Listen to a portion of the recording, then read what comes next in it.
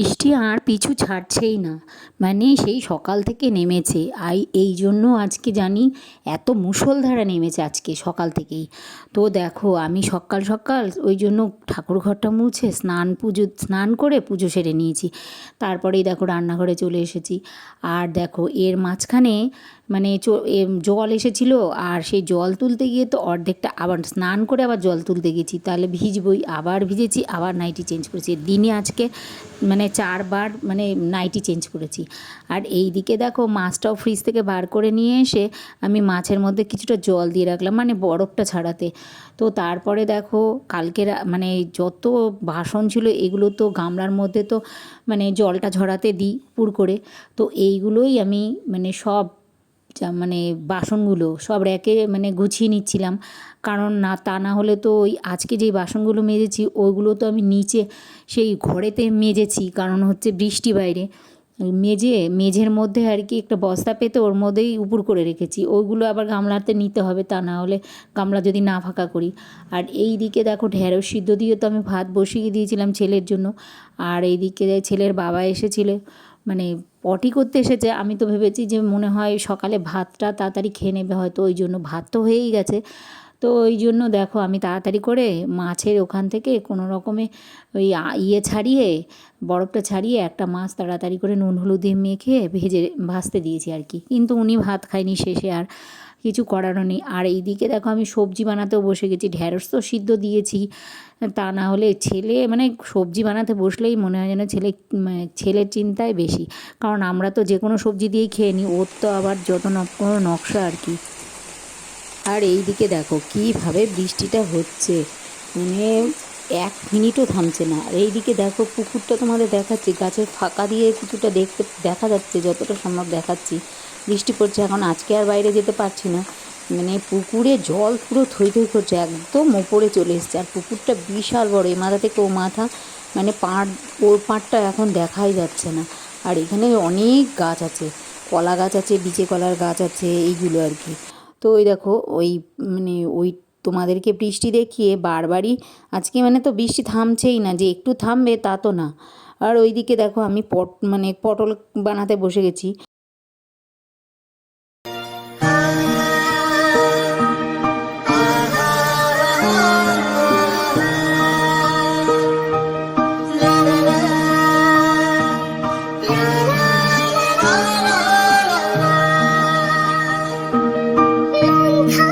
পটল যে কটা ছিল সব কটাই দিয়ে দিয়েছি, আবার এর মধ্যে তো আলু যাবে, মানে আলুটাও ঠিক পটলের মতনই করে সাইজের মতন করে আর কি কাটতে হবে। আর এই দিকে দেখো মানে আগে যেইটুকু বৃষ্টি দেখেছিল তার 4 ডবল জোরে বৃষ্টিটা নেমেছে, এত জোরে নেমেছে সে মানে বলার মতো না। দেখো তোমরা একটু শোনো আওয়াজটা।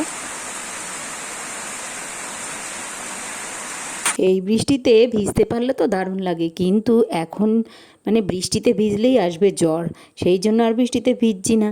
আর যাই হোক, এবারে দেখো ওই পটলটা যেভাবে কেটেছি আলুও দিয়ে নিয়েছি, আলুও ঠিক সেভাবেই কেটেছিলাম। আর এদিকে মানে তেলের মধ্যে দিয়েছি কাঁচা লঙ্কা, আর দিয়েছি কালো জিরে দিয়ে নিয়ে তারপরে এই পটল আলুগুলো দিয়ে দিয়েছি, আর একটু নুন হলুদ দিয়েছি। আবার বেশি করে কাঁচা লঙ্কা আরও পরে দিয়েছি, মানে বেশ অনেকটা দিয়ে বেশ সুন্দর করে নাড়িয়ে নাড়িয়ে, প্রথমে তো ঢাকিনি, কারণ ওই ঢাকলে একদম লেতিয়ে যাবে, ভাজাটা ভালো হবে না, তো ওই জন্য আগে ভেজে নিচ্ছি। আর এই দিকে দেখো ওই মাছের ডিমের বড়া করব বলে ডিমের মধ্যে পেঁয়াজ কুচো, লঙ্কা কুচো, তারপরে কালো জিরে, আবার মানে নুন হলুদ এগুলো দিয়ে নিলাম। আর এই দিকে আবার মাছটাও নিয়ে এসেছি, কারণ দুই দিকেই বসাতে হবে আর কি। তো ওই জন্য মানে মাছটার মধ্যে নুন হলুদ, মাছ তো ভালো করে আবার ফ্রিজ থেকে বার করে রেখেছিলাম, তো ভালো করে ধুয়ে নিয়ে এসে তারপরে নুন হলুদ মাখিয়ে নিয়ে আবার রেখে নিয়েছি। আবার এইদিকে ওই যে কড়াতে দিয়ে দিয়েছি তেল গরম হতে, আর এই মানে মাছের ডিমটার মধ্যে বেসন দিলাম বেশ অনেকটা, মানে মাখাতে হবে তো, তা না হলে তো ঠিক করে মাছের ডিমের বড়াটা করা যাবে না। তো ওই জন্য ওইটাও মাখিয়ে নিচ্ছি। আর এই দিকে দেখো আমি কি করলাম, ওই মাছগুলোতে তো নুন হলুদ মাখিয়ে নিয়েছিলাম, মাছগুলো আগে মানে কড়াতে দিয়ে নিয়েছি, তেলের মধ্যে আর কি ছেড়ে নিয়েছি। মাছ ভাজা হতে হতে আমার এদিকে ডিমটাকে ভালো করে মাখা হয়ে যাবে। তো ওই জন্য আমি ডিমটার মধ্যে আবার কাঁচা লঙ্কা দিলাম বেশ কয়েকটা, কারণ ছেলে খাবে না, বেশি করে কাঁচা লঙ্কা দিলাম ওই জন্য, ছেলে বাবার জন্য। আর এদিকে পটলটা আর মাছটা উল্টে দিলাম, আর পটলটাও একটু নাড়িয়ে নিলাম, বেশ একটু ভাজা ভাজা হয়েছে আর কি। তো ওই জন্য আবার মাছের ডিমটা দিতে হবে ওর মধ্যে, মানে ইয়ে করে ভেজে আলাদা করে। আর ওই দেখো কতগুলো কাঁচা লঙ্কা দিয়েছি বলো তো, অনেকগুলো কাঁচা লঙ্কা আর পেঁয়াজ, বেসন, তারপরে আদা রসুন এগুলো কিছু দেইনি আমি, এর মধ্যে একটু লেবুর রস দিয়েছিলাম গন্ধটা চলে যাওয়ার জন্য। তো ভালো করে চটকে চটকে এটাকে ভালো করে মেখে নিয়েছি। তারপরে বেশ মানে ল্যারল্যারে হয়েছে, ল্যারল্যারে টাইপের, খুব শক্ত হয়নি, যার জন্য না গোল করতে পারছি না, ওইটা একটু মানে কেমন চেদরিয়ে যাচ্ছে। আর এই দেখো টিনটা কী পরিমাণে বৃষ্টি চলছে, টিনের দিকে তাকালেই বোঝা যায়। আর দেখো ওই যে বড়াগুলোও দিয়ে নিয়েছি, মাছ ভাজাগুলো নামিয়ে ওই বড়াগুলো, মাছের ডিমের বড়াগুলো করবো বলে দিয়ে নিয়ে রেখেছি এর মধ্যে, কারণ মাছ আছে একদম কম, 2টো মাছ আর একটা মাথা, এই তো ওই জন্য মাছের ডিমের বড়া করে ঝোল করা হবে গাঁটি কচু দিয়ে। গাঁটি কচু তো আমি আগেই কেটে নিয়েছি, আর গাঁটি কচু, টমেটো, গাঁটি কচুর মধ্যে আলু দেইনি আর কি। ওই দেখো মাছ একদমই অল্প, ওই যার জন্য ওইটা করে নিচ্ছি। আর ওই যে ছেলের ডিমের অমলেট করে নিলাম আমি, মানে পেঁয়াজ লঙ্কা না পেঁয়াজ দিয়ে ওর জন্য ডিমটা ভেজে নিলাম আমি। ও ডিম দিয়ে আর ওই যা সবজি আছে ওই দিয়ে খাবে। আর এইদিকে দেখো একটু সামান্য বৃষ্টি থেমেছিল ওই মানে 15 মিনিট মতো, আর আমি সব বাসনগুলো খুব তাড়াতাড়ি বাইরের থেকে বাসনগুলো মেজে একদম গামলা করে ঘরে নিয়ে এসেছি। আর এই দিকে দেখো কড়ার মধ্যে দিয়ে দিলাম বেশ কয়েকটা লঙ্কা কেটে। আর এইদিকে ওই যে মাছের ডিমের বড়াটা করেছিলাম আমি কিন্তু ওটাই খাচ্ছি।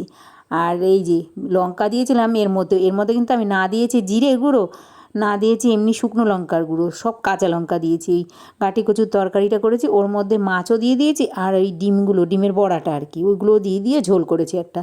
আর এদিকে আমি খেয়ে নিলাম, কারণ হচ্ছে আজকে তো আর পুজোর ইয়ে নেই, পুজো সকালে দিয়ে নিয়েছি, ওই জন্য আমিও খেয়ে নিলাম, বেলা হয়েছে। আর এদিকে তারপরে এই মাঝের ঘরটা মুছে নিয়েছি, বারান্দা, মাঝের ঘর, গলি, এগুলো তারপরে মুছে নিয়েছি। সকালবেলা তো ঠাকুর ঘর মুছেই নিয়ে পুজোই দিয়ে নিয়েছিলাম, তো ওই জন্য আর ঠাকুর ঘর মুছিনি। আর এই দেখে দাও এইগুলো কাজ সেরে আমি চলে এসেছি ঘরে স্নান করে, যেই না একটা নাইটি নিতে গেছি, আর এই দেখো চাবির হদিশ পাওয়া গেছে। আজকে কটা দিন ধরে এই চাবি খুঁজছে, মানে দুদিন হয়েছে এই চাবি খোঁজাখুঁজি চলছে, পাওয়াই যাচ্ছে না। তো পাওয়া গেল শেষে কোথায় না প্যান্ট রেখেছিল ওই জামায় বেঁধে গেছিলো। আর এই দিকে দেখো তারপরে খাওয়া দাওয়া করে একটু বিশ্রাম নিয়েছিলাম, আর এদিকে তো পুরো সন্ধ্যা হয়েছে, সন্ধ্যা কি প্রায় অন্ধকার হয়ে গেছে, সন্ধ্যা টন্ধ্যা দিয়ে নিয়ে তারপরে আমি চা করে ঘরে দেখো চলে এসেছি চা নিয়ে।